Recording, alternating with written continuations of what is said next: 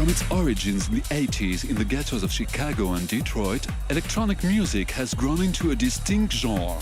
French artists developed a passion for this new style of music, creating their own version, which the English press dubbed French Touch. Since its global hits in the 90s, this scene has reinvented itself with each new generation. But where did it come from exactly? And how does it influence today's artists? Debut album from French duo Cassius, out now on Astral Works.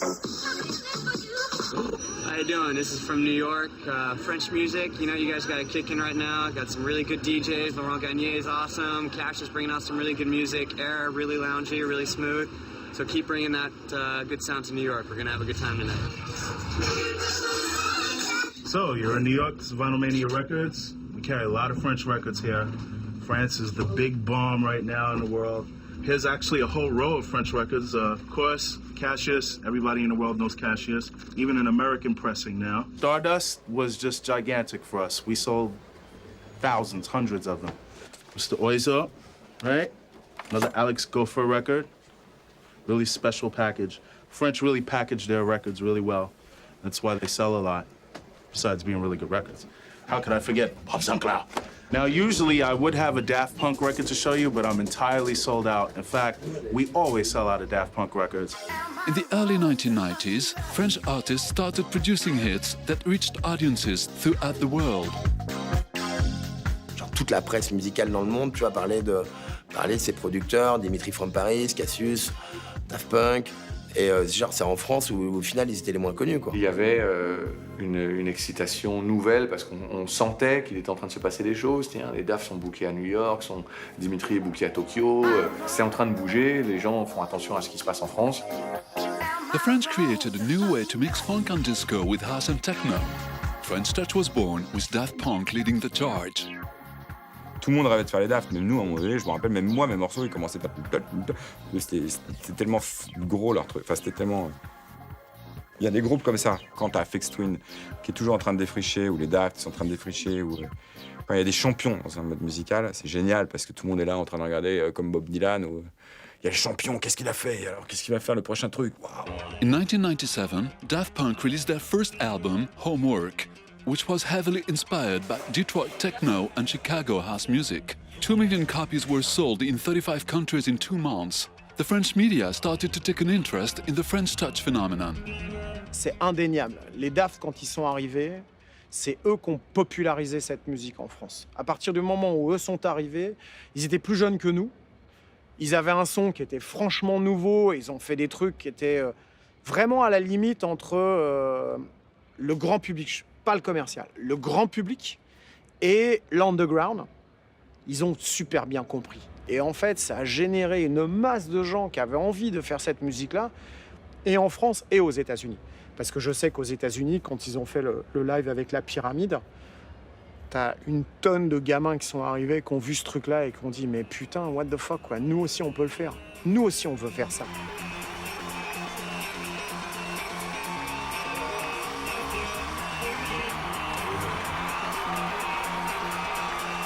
In 2006, Daft Punk's spectacular live performance at the Coachella Music Festival in California was a great success.